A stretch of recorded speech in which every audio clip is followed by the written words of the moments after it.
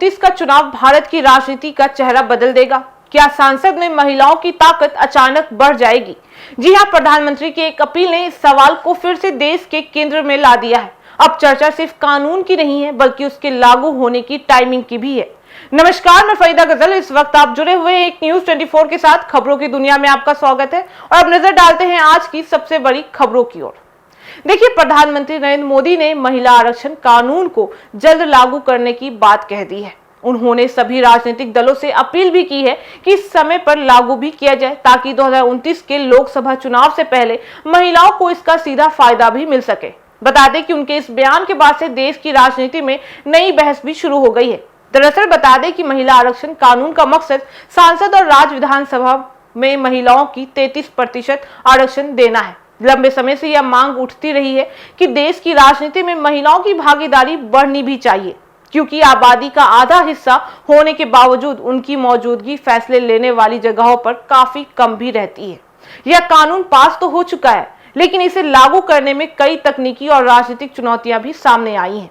सबसे बड़ी बात यह है कि सीटों का बंटवारा कैसे होगा और किन क्षेत्रों में आरक्षण लागू किया जाएगा। इसके लिए जनगणना और पैरेसिमिन जैसी प्रक्रियाएं जरूरी भी मानी जा रही हैं, जिसमें समय भी लगता है।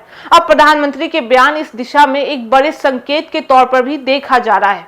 इसका मतलब यह निकलता जा रहा है कि सरकार चाहती है कि इन प्रक्रियाओं को तेजी से पूरा भी किया जाए, ताकि 2029 से पहले यह कानून जमीन पर उतर भी सके। अगर ऐसा होता है तो इसका असर सिर्फ संख्या तक सीमित नहीं रहेगा, बल्कि सांसद और विधानसभाओं में महिलाओं की भागीदारी बढ़ाने की नीतियों से प्राथमिकता भी बदल सकती है। शिक्षा, स्वास्थ्य, सुरक्षा और महिलाओं से जुड़े मुद्दों को ज्यादा महत्व मिलने की संभावना भी जताई जा रही है। राजनीतिक विशेषज्ञों का मानना है कि यह बदलाव भारतीय राजनीति की दिशा को लंबे समय तक प्रभावित भी कर सकता है, क्योंकि जब नए चेहरे और नए नजरिए सामने आते हैं तो फैसलों में भी बदलाव देखने को मिलता ही है। हालांकि इस मुद्दे पर राजनीति भी उतनी ही तेज है।